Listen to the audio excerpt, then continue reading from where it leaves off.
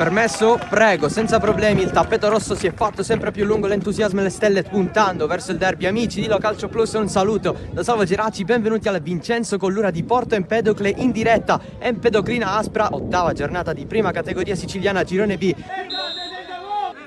Va Sciluffo verso la porta, il pallone va fuori. Dumbia a inseguire il pallone, lo mantiene in campo, serve dentro il pallone di Scozzari che calcia fuori. Arriva anche il primo tiro dell'Empedoclina. Questa partita può significare tanto. Attenzione alla conclusione di Immesi, ci ha provato lui verso il primo palo.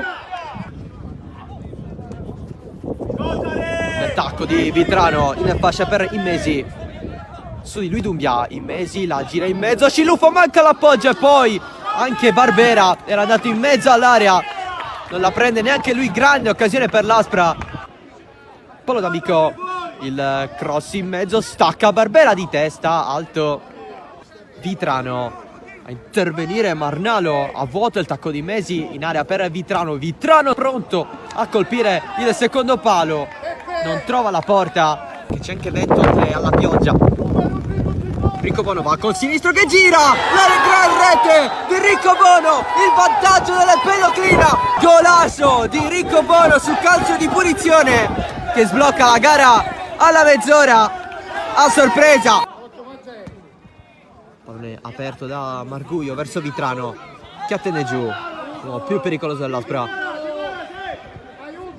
Contro Marnalo, ammonito, deve stare attento il giocatore dell'Empedoclina. Il tocco dietro di Arnone, la finta di Immesi, ancora Immesi, pallone per Volpe che attende un po', poi il sinistro verso la porta.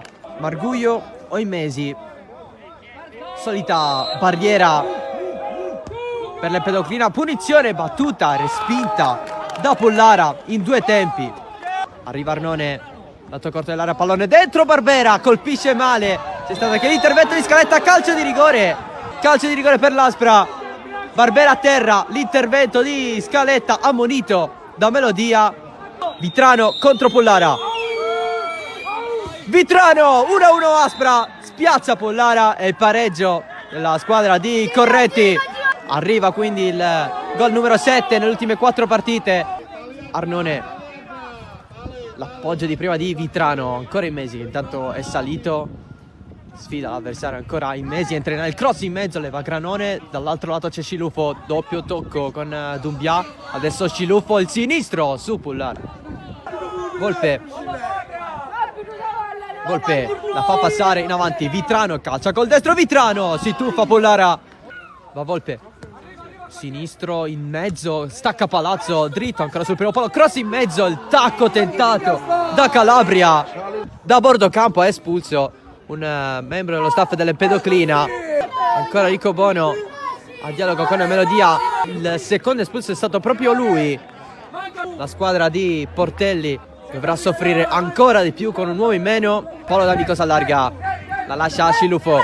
Sciluffo rientra sul sinistro, il cross in mezzo sul secondo palo, stava arrivando Palazzo, Pollara che respinta, ancora Giovanni D'Amico, manca la conclusione. Giovanni D'Amico va a prendere il pallone, che occasione per l'Aspra con il grande intervento di Pollara. Palo D'Amico può calciare da fuori, Palo D'Amico largo,